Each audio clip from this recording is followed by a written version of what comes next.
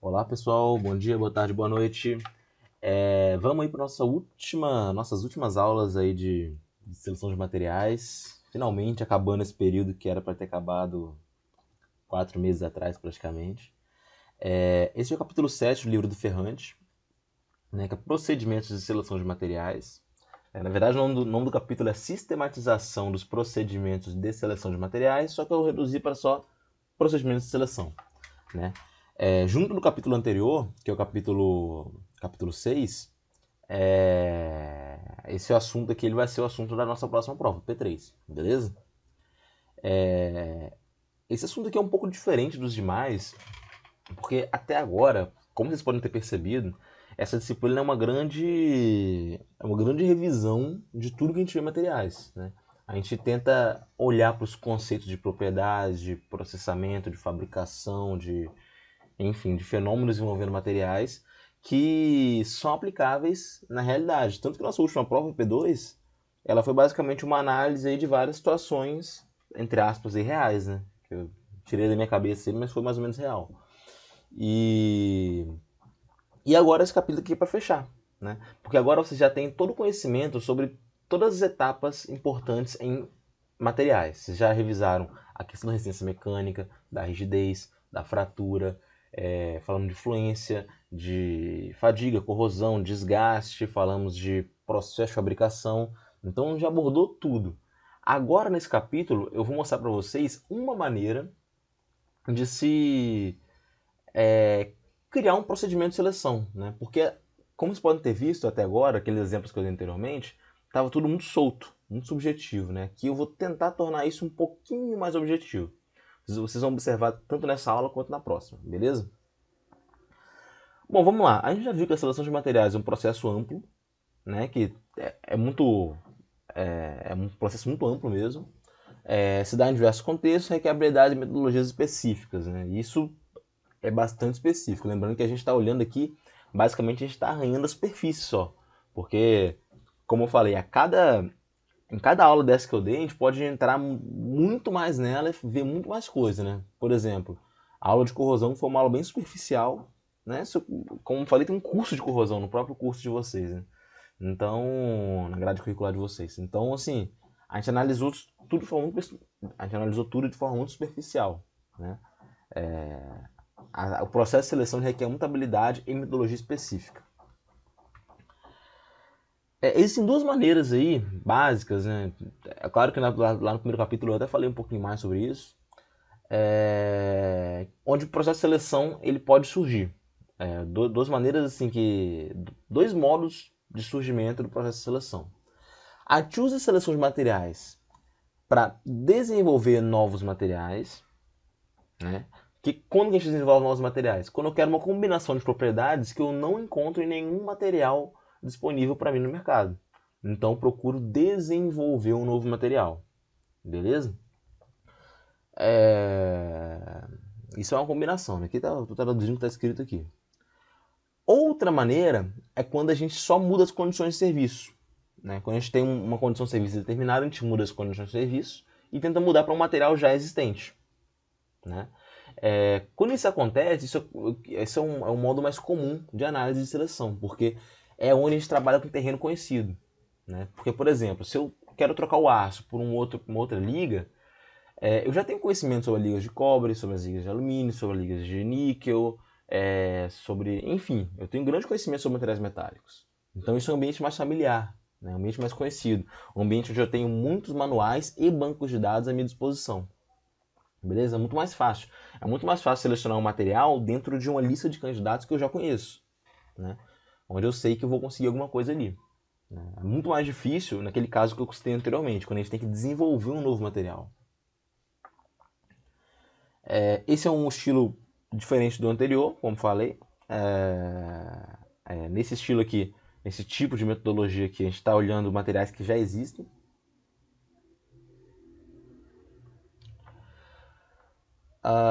Mas em ambos os casos, o que a gente tem em comum é que a gente tem que desenvolver uma maneira de comparar valores de propriedades absolutamente diversas. Esse capítulo fala sobre isso, comparação de valores. Né? Como vocês podem ver nos exemplos que eu citei durante o curso, etc., um grande problema de seleção de materiais é que muitas vezes a gente tem requisitos de projeto que englobam vários materiais, várias propriedades. Por exemplo, eu quero um material que seja leve, que tenha alto limite de escoamento e que tenha alta condutividade térmica. Como que eu faço para trabalhar com esses três requisitos, né? Então, aqui eu vou mostrar para vocês, apresentar para vocês uma metodologia de seleção tendo em vista vários requisitos de projeto, né? Aqui a gente tenta dar um peso, né? Porque a gente acha mais importante. Por exemplo, a carcaça de um carro. Carcaça que eu digo é a lataria de fora, né? O que é mais importante? Que ela tenha muita resistência mecânica, que ela seja leve, que ela tenha alta condutividade térmica. Dando só um exemplo básico. Condutividade térmica não é importante, basicamente. Não é um fator assim, primordial no projeto, né? É claro que a condutividade térmica tem que ser alta para o carro não virar um forno, né? Mas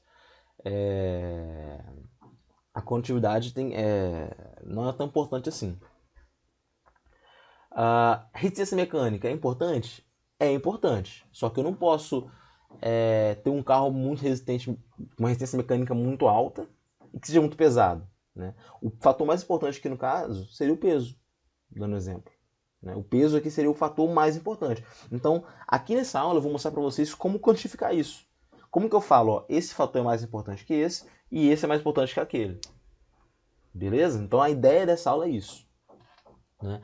Isso que a gente chama de sistematização do procedimento de seleção, né? Onde a gente tenta organizar os requisitos que influenciam no processo de decisão, né? E aí que vai introduzir peso. Por exemplo, no exemplo do carro que eu falei, o peso da lataria ela tem um valor muito mais alto. O peso da lataria tem um peso mais alto, né? Vamos falar assim que a massa da lataria, eu vou conferir um peso maior para essa massa, porque ela não pode ser muito grande, muito alta. Por outro lado, a condutividade térmica, como eu falei que não é importante, ela fica com um peso menor na minha seleção, né? Então é como se a gente ponderasse quais propriedades são mais importantes aí, né? Realçando a importância desse ou daquele índice de mérito ou propriedade. Como está escrito aqui embaixo, um componente no qual a rigidez é requisito essencial, mas a baixa massa seria apenas desejável, o módulo de elasticidade receberá um peso maior do que o atribuído à densidade, né? Então é o básico aí, né? Por exemplo, a rigidez fica com peso 5 e a densidade fica com peso 2. Esse processo de hierarquização, né, dessas propriedades, requisitos, talvez seja o processo mais difícil dentro de Celemate, dentro de seleção de materiais. É uma tarefa muito interdisciplinar, né, porque a gente não envolve só a área técnica, né? Quando a gente fala de área técnica, é falando mais das propriedades materiais, mas também envolve a parte de marketing, de planejamento estratégico da empresa que está fazendo essa análise de seleção. Então é algo muito difícil, é algo muito interdisciplinar. E por conta dessa natureza interdisciplinar, acaba surgindo aí um certo fator de subjetividade, que a gente tenta minimizar, mas ainda assim está presente, né? Bom, agora eu vou falar de dois exemplos, né? Um exemplo, como eu falei, que é um exemplo de quando eu quero mudar a condição de serviço, eu quero substituir um material por outro que já existe, né? E depois um outro exemplo que é criar um novo material para uma situação que eu não tô, uma situação nova, né? Uma situação que eu quero uma combinação de propriedades que eu não tenho na literatura, né? Então é basicamente isso, né? Então vou começar por esse exemplo 1. Vamos no exemplo 1 então. Essa primeira aula aqui eu vou falar o exemplo 1 e o exemplo 2. E na próxima aula eu vou falar mais sobre procedimento de seleção, vou dar um exemplo do procedimento de seleção, falar um pouquinho de banco de dados e finalizar, beleza? A próxima aula vai ficar um pouquinho maior que essa, com certeza.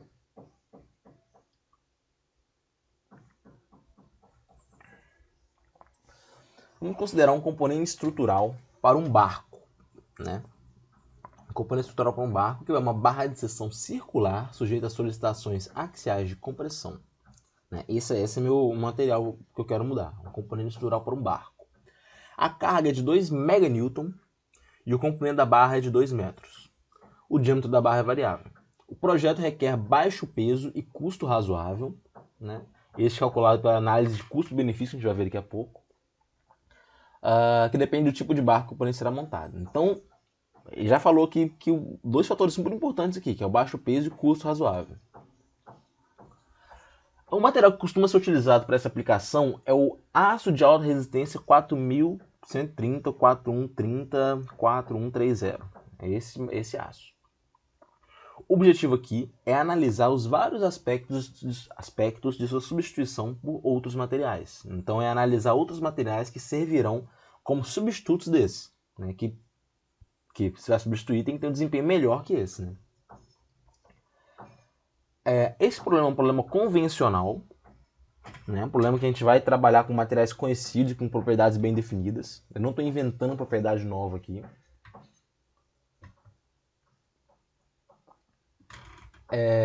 Para esse caso, existe experiência prévia, né? Ou seja, eu vou utilizar soluções tradicionais, né?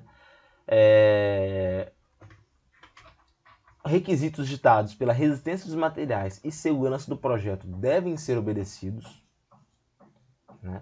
Então, eu tenho que obedecer requisitos tanto de resistência dos materiais quanto de segurança do projeto, assim como aqueles relacionados ao custo, aqueles de ordem mercadológica, né?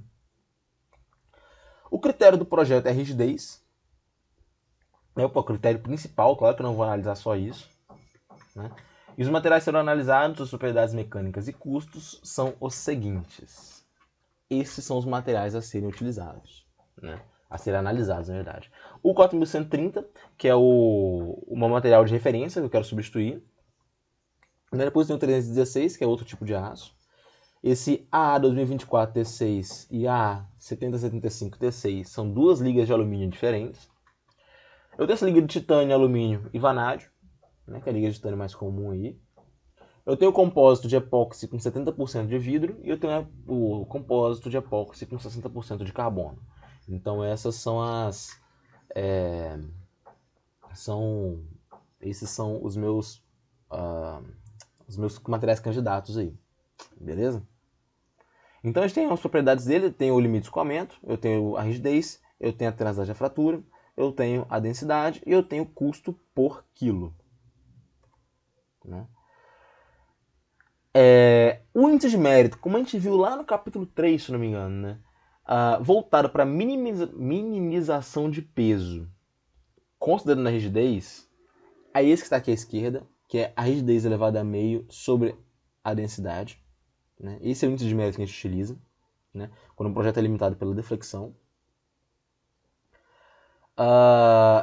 E segurança contra a fratura frágil, né? Segurança contra a fratura frágil tem outro índice de mérito, que é esse à direita aqui, que é aquele que já é relacionado já à tenacidade da fratura. Relaciona a tenacidade da fratura e a tensão limite de escoamento. Lembrando que essa razão aí, eu consigo associar matematicamente ao comprimento crítico da trinca, né? É a condição de deformação plástica presente na fratura, que é aquela questão do capítulo 5 já. Beleza? Então eu tenho esses dois índices de mérito que eu vou levar em consideração. Calculando esses índices de mérito para esses materiais, eu tenho novamente essa tabela aqui, mostrando os índices de mérito. E eu tenho também essa coluna mostrando a massa, né? Essa massa é calculada usando aquela metodologia mostrada no capítulo 3, que é basicamente uma série de modificações matemáticas aí. Nessa tabela aqui, a gente pode observar que a liga de alumínio ela já pode ser excluída, né? Porque é muito mais pesado, né? Pode, olhando pela massa, que a liga de alumínio era bem mais pesada que as ligas de... Perdão, a liga de titânio é muito mais pesada que a liga de alumínio, né? E tem um custo exorbitante, né? Então não vale a pena, é muito caro e tem um custo muito alto e é muito pesado. Essa decisão também vale para o 316, para o aço 316. A gente pode observar que o 316 tem um peso maior que o do titânio, o custo é um pouco menor, mas ainda assim é o segundo custo mais alto. Então a gente pode praticamente excluir esses materiais. As ligas de alumínio têm custo e massas iguais, mas a 7075 apresenta comprimento crítico de trinca em média 30% menor que a 2024. Né? Portanto, perde na comparação. Ou seja, o comprimento crítico da trinca, lembrando que aquele comprimento crítico, e quando chega naquele comprimento, quer dizer que a trinca ela vai acontecer espontaneamente. Ela não vai precisar de mais nada ali, ela vai começar a acontecer e vai gerar fratura. Então eu quero um comprimento crítico de trinca maior. Né? Por isso que eu prefiro a liga 2024 de alumínio, beleza? Lembrando que eu tenho a 2024 e a 7075.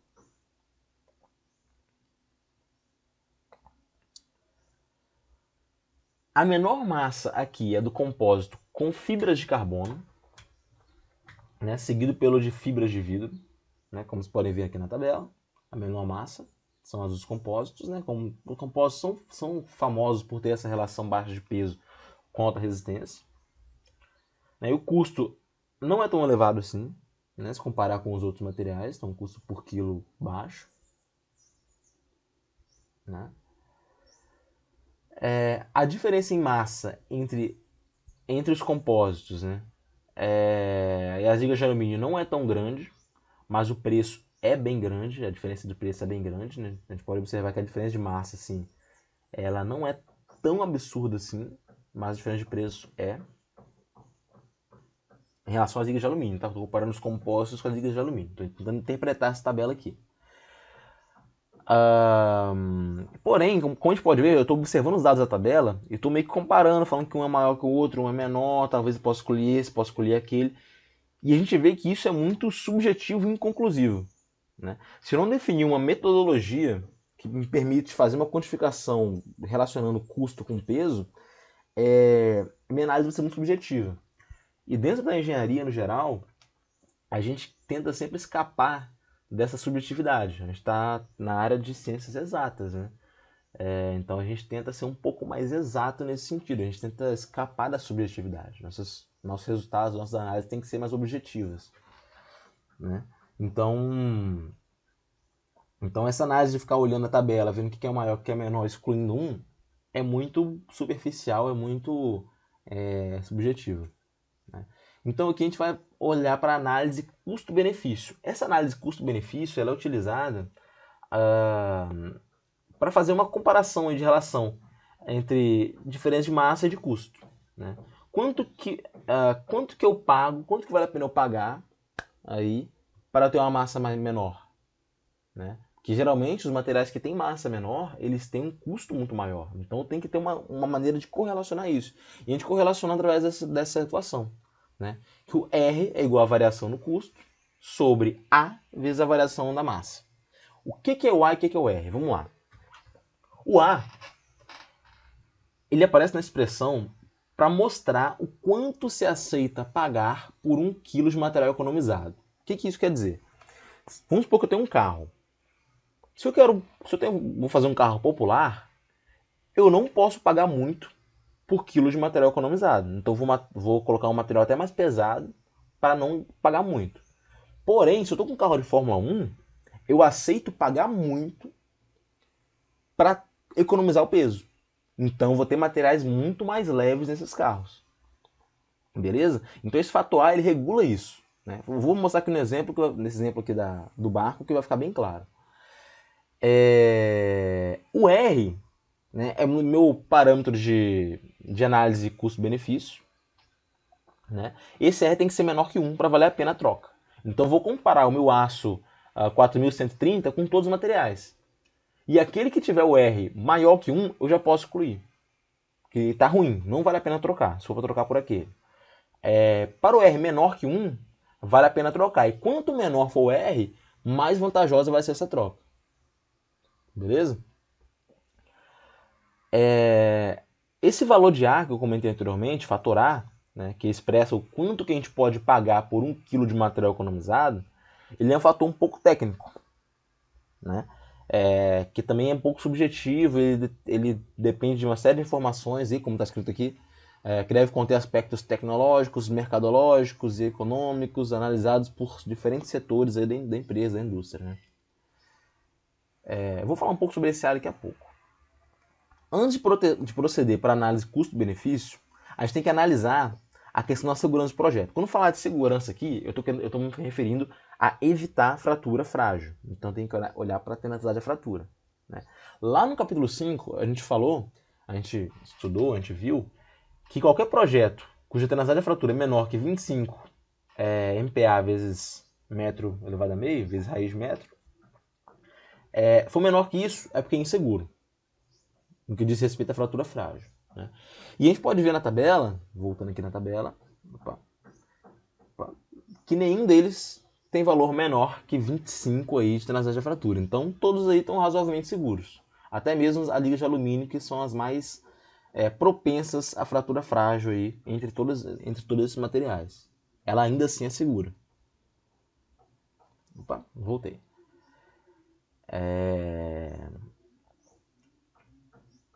A relação entre K e C e a tensão de escoamento, né, que é aquele índice de mérito que eu citei anteriormente, é baixa para o aço 4130 e para o compósito epóxi carbono.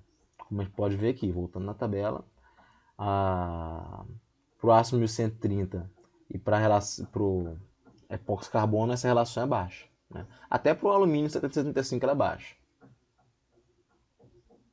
O que é ruim no sentido de segurança. Né? Até porque isso, como eu falei, isso pode ser relacionado ao comprimento crítico da trinca. Agora voltando para o parâmetro A. Vamos lá. Como eu falei anteriormente, esse parâmetro A depende do grau de tecnologia que eu vou aplicar no meu projeto. Aqui eu tenho 3 exemplos bem claros. Um barco de competição eu tenho que gastar uma grana com ele, porque ele tem que ter um peso muito baixo, porque eu vou competir, eu tenho que ter um material bom para competir, um material competitivo. Então, eu aceito pagar 30, sei lá, botei um valor, no livro tá referindo a um valor monetário aí, uma unidade monetária aleatória, vamos falar que é real. Eu aceito pagar R$30 por quilo economizado. Num barco de cruzeiro, que eu particularmente não fui claro o que é um barco de cruzeiro, né? Talvez seja uma embarcação, eu aceito gastar no máximo R$10 por quilo economizado. Né? Ou seja, o foco aqui não é ganhar velocidade. Eu tenho outros focos no barco de cruzeiro. Não é ganhar velocidade como é no barco de competição. E no barco de pesca, que vai carregar muito peso, eu não aceito muito perder. Eu não aceito pagar muito para perder peso. Né? Porque o barco já vai ser pesado. Né? Então, para que eu vou pagar muito para perder peso? Eu pago no máximo R$5. Então, essa é a diferença do fator A. O fator A ele varia de acordo com o grau de importância que a gente dá para o fator peso. Né? No barco de competição, o peso ele é um fator muito, muito importante. No de cruzeiro é menos. No barco de pesca é menos ainda. Então, a gente paga menos por isso. Até então, nessa análise subjetiva que a gente está fazendo, que a gente vai ver depois que ela não é o padrão, a gente só manteve agora as ligas 20 e 24 e os dois compósitos. Né? Ou seja, a gente vai comparar a liga de alumínio 20 e 24 com os dois compósitos com o aço 4130 para avaliar se vale a pena a substituição do ponto de vista financeiro em relação à massa. Né? Então aqui eu apliquei naquela equação que eu mostrei, que tem um R. Né? Eu tenho a variação da massa. Lembrando que essa variação da massa e do custo é em relação ao aço 4130. Beleza? Variação da massa, variação do custo, o valor de A para os 3 casos. Então a gente pode observar o valor de A para 3 casos aqui, né? E o valor de R calculado. O R calculado para os diferentes valores de A. A gente pode observar que a liga de alumínio para o barco de pesca, ela não vale a pena ser utilizada. Porque o valor de R está maior que 1. Lembrando que se está maior que 1, não vale a pena. Todos os outros valem a pena. Né? Então vamos pensar aqui, para o barco de pesca. O barco de pesca, o que vale mais a pena é esse compósito de epóxi com vidro. Né? Que deu 0,2 o R. É o menor desses 3 aqui. Então é o que vale mais a pena trocar. Para o barco de cruzeiro, o que vale mais a pena aqui é o alumínio. Porque o fator o R, o fator de custo-benefício, ele é o menor. Então, o alumínio vale mais a pena para o barco de cruzeiro. Porém, para o barco de competição, vale mais a pena usar o epóxi vidro. Olha o valor, 0,03. Né? Então, o R é o menor deles aqui para esse valor, do epóxi vidro.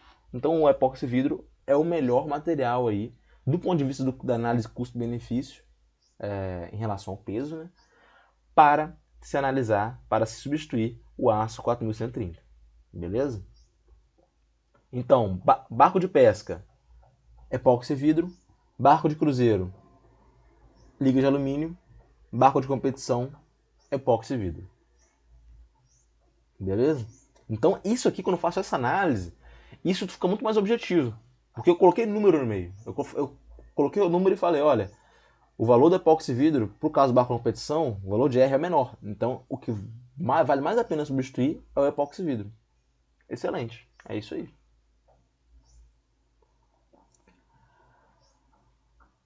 Como eu falei, uma substituição desaconselhada é a liga de alumínio no barco de pesca, porque o R ficou maior que 1. E todas as outras são aceitas, né? Independentemente do valor de A. O material mais conveniente é o que apresenta o menor valor de R, isso eu já falei anteriormente. Né? E lembrando, né, que os compostos, na maioria desses casos, como foi mostrado, eles têm grandes vantagens na indústria de transporte, porque eles têm baixa densidade e boa resistência. Né? Esse foi o exemplo 1. Então o exemplo 1 foi um exemplo de onde eu peguei um material conhecido, que era um aço, e substituí por outros também conhecidos, que são compostos, liga de alumínio e titânio. Eu fiz análise em relação a esses 3 tipos de material aí.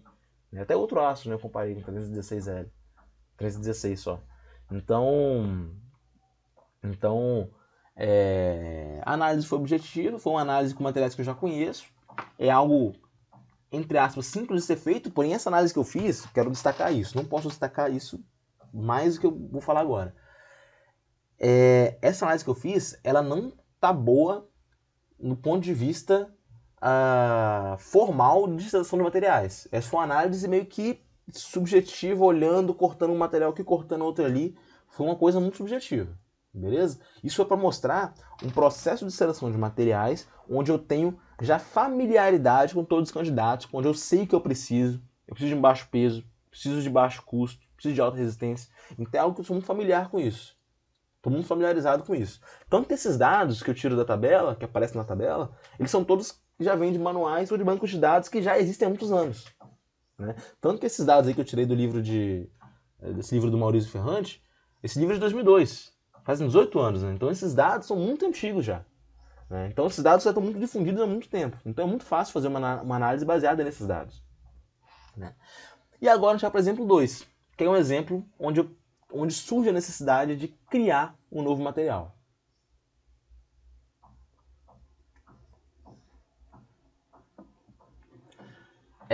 Bom, um dos problemas da indústria elétrica no geral é que os componentes eletrônicos, com o passar dos anos recentes, eles tendem a ser miniaturizados, né? Eles tentam tornar esses componentes menores a cada vez que vai evoluindo a tecnologia, a tendência é que esses componentes fiquem menores.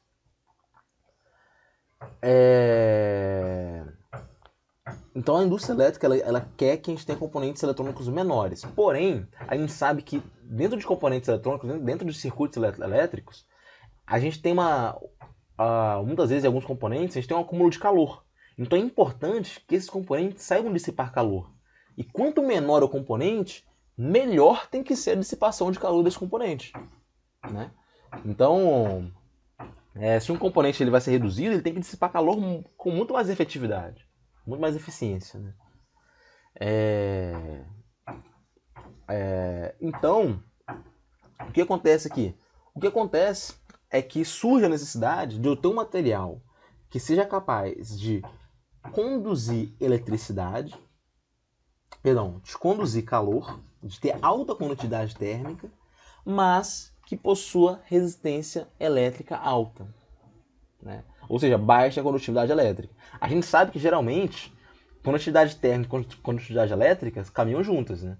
Se o material é bom condutor elétrico, ele é bom condutor térmico. Só que para essa aplicação, eu preciso de um material que seja bom condutor térmico e um péssimo condutor elétrico, que tenha uma alta resistividade. Então tem uma combinação de propriedades que ela não é usual, ela não é comum. Né? Por exemplo, um metal no geral. O metal ele é bom condutor elétrico e bom condutor térmico. Não serve. Um cerâmico aleatório aí, um cerâmico clássico. Um cerâmico clássico, ele é isolante térmico e isolante elétrico. Né? Então, eu tenho essa combinação não usual de propriedades, onde eu preciso criar um novo material que vai satisfazer essa minha necessidade.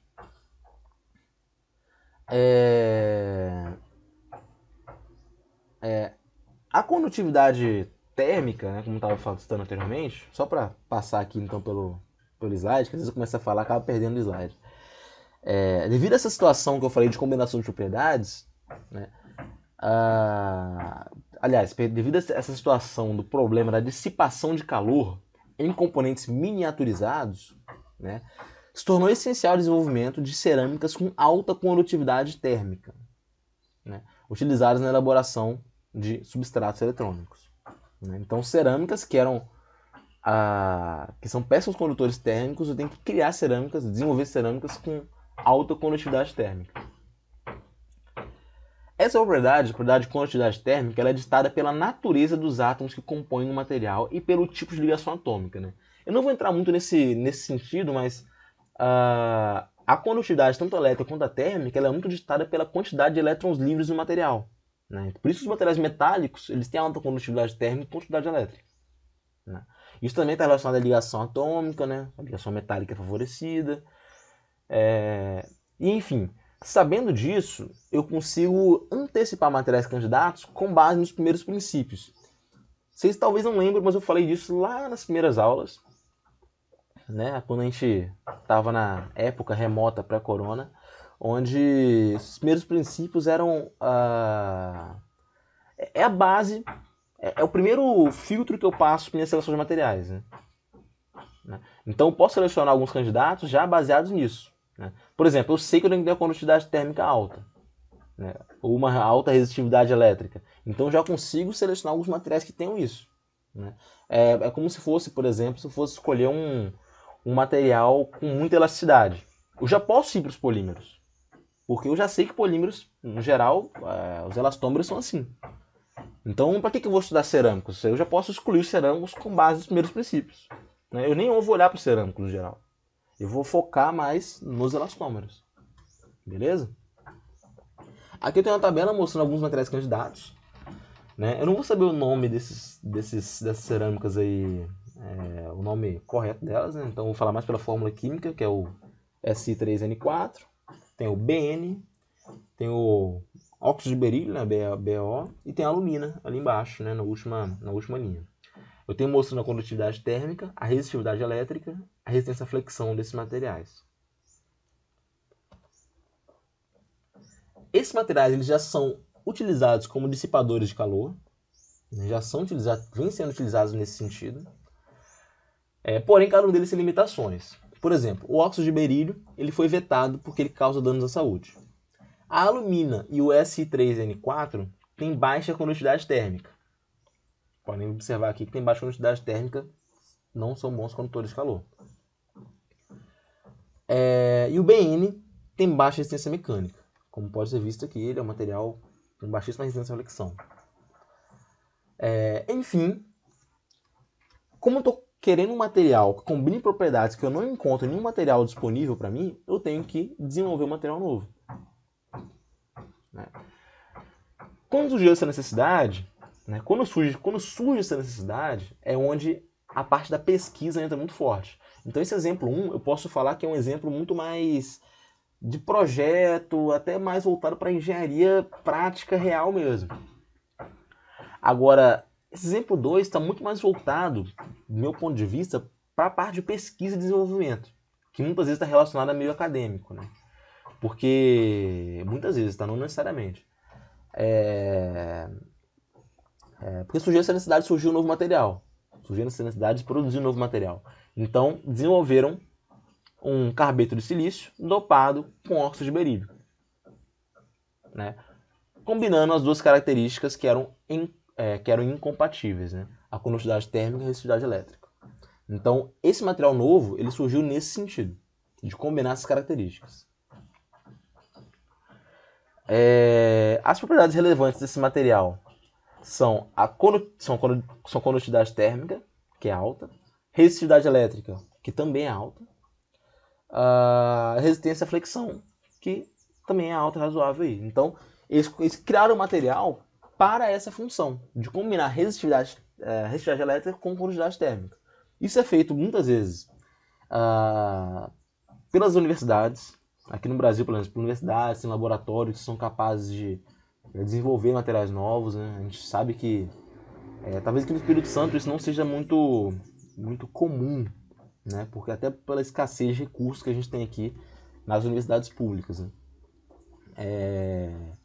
Mas, por exemplo, a USP é referência nesse sentido, eles têm laboratórios muito capazes onde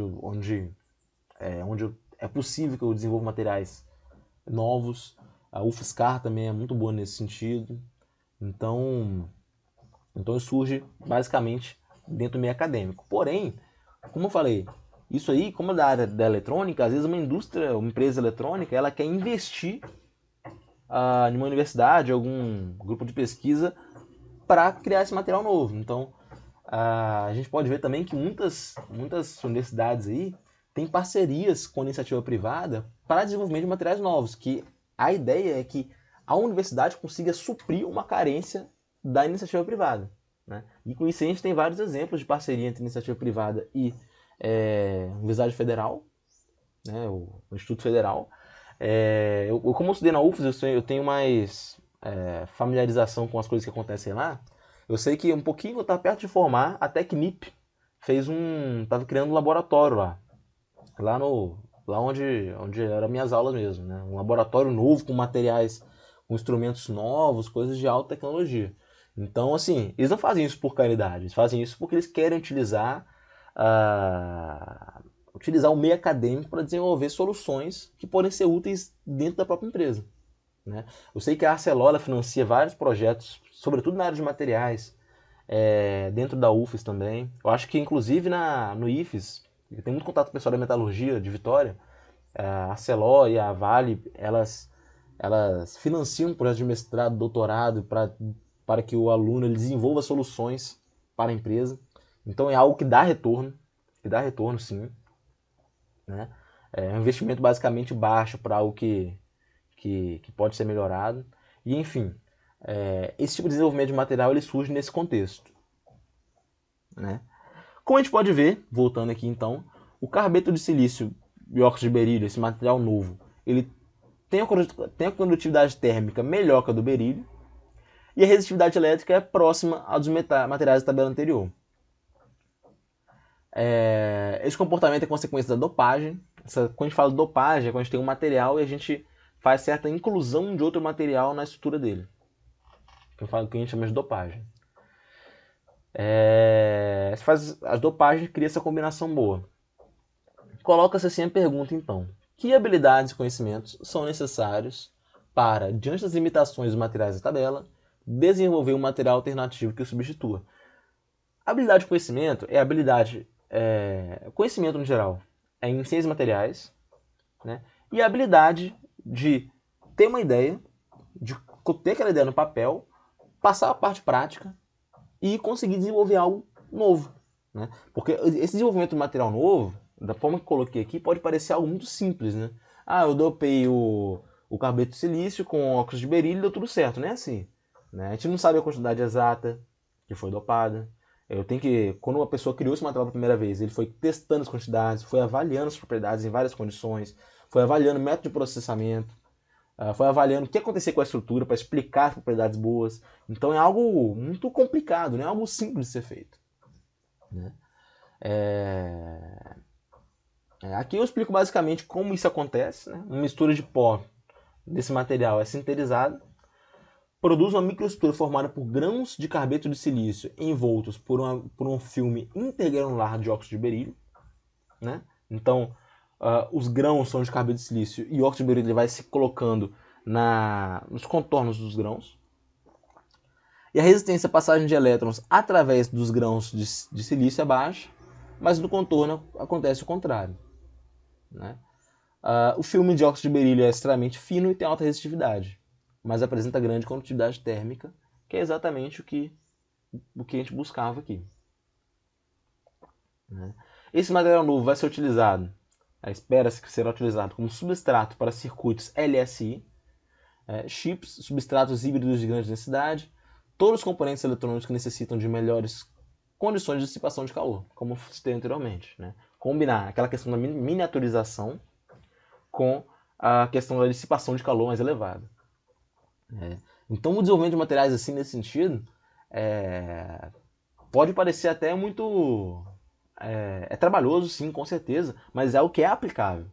Os compostos que eu citei anteriormente, de epóxi carbono, epóxi vidro, sei lá, há 60 anos atrás, há 60 anos na verdade, esses materiais não eram muito utilizados. Tanto que teve uma aula, acho que lá no início, eu citei que os aviões comerciais, eles eram basicamente formados totalmente por alumínio, né? E isso hoje em dia, vocês sabem que isso mudou assim, drasticamente.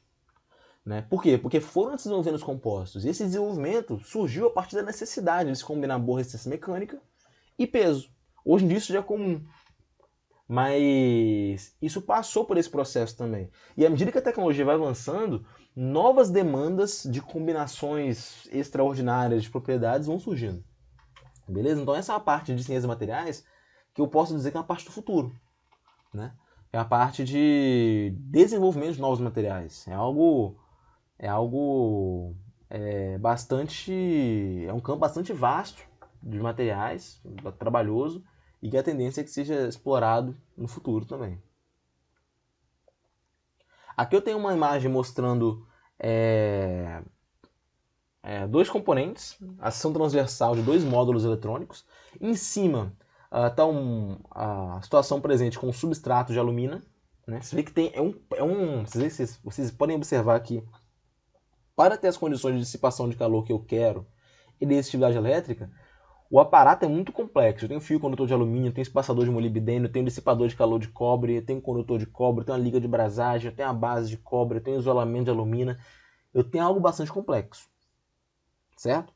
Quando eu faço a modificação da base para essa liga de carbeto de silício, essa liga não, esse material novo, carbeto de silício com óxido de berílio, vocês podem observar que o tamanho do meu módulo eletrônico ficou muito menor. Né? É um negócio menor, é algo que muda um pouco a dinâmica e que torna o material, miniaturiza o material, que é o que era o objetivo inicial. Né? A figura anterior compara um circuito híbrido que utiliza substrato de alumina com outro montado sobre substrato de carbeto de silício e óxido de berílio. Então é essa comparação que eu citei anteriormente. Nesse exemplo anterior, eu omiti os capacitores e resistores. Eu omiti não, né? O livro omitiu, né? Para tornar a visualização mais fácil. Né? Então ficou evidente que o novo material proporciona maior facilidade de montagem, maior potencial de miniaturização e de leveza e menor número de componentes. Então é uma evolução tecnológica. A gente pode ver assim então que o desenvolvimento de novo material com novas características tem efeito retroalimentador sobre o projeto, que é aquela questão de você ficar sempre realimentando o projeto, modificando inclusive os seus aspectos funcionais. Esse exemplo de cima aqui, eu citei como se fosse algo muito antiquado.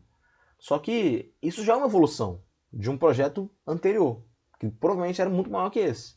Né? Então reduziram para esse. Então agora, com esse novo material, consegui reduzir para algo menor. E vai saber se talvez com o futuro eu consiga produzir um material novo que consiga miniaturizar ainda mais esse projeto. Então é algo que é retroalimentado. O projeto está sempre em evolução do ponto de vista dos desenvolvimentos dos materiais. Nesse exemplo, eu mostrei um caso de seleção motivada pela deficiência dos materiais existentes em atender requisitos de maior eficiência ou mesmo desempenhar funções específicas. Né? Então foi um exemplo de desenvolvimento de novo material. Esse caso, ele opera num contexto totalmente diferente do mostrado no exemplo 1. No exemplo 1 a gente tinha materiais bem conhecidos, com propriedades facilmente acessíveis em manuais de banco de dados. Né? E nesse exemplo 2 eu tinha um material novo, eu tive que desenvolver um novo material. Né? Esse processo se baseou em conhecimento de ciências materiais. Né? Você vê que eu analisei ali também, a análise foi feita em cima o material que está no grão, a dopagem que está no contorno do grão, então um conhecimento mais voltado para microestrutura, para processamento, para propriedade, que é mais voltado para ciências materiais. Então essa ideia da criação de novo material é motivada pela necessidade de seleção de um material mais adequado, mas que ainda não existe. Né? Trata-se de um caso, enfim, dentre muitos, em que a seleção é motivadora de pesquisa e desenvolvimento, como eu falei. A seleção de materiais ela gera essa necessidade de pesquisa e desenvolvimento. Né? A seleção de materiais ela surge na carência de ter pesquisa e desenvolvimento.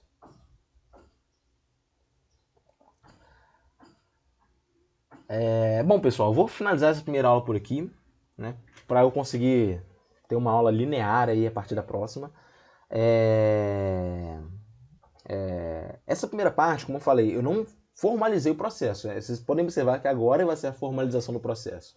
Então, preste atenção, tenha uma boa semana e até a próxima aula, beleza? Valeu!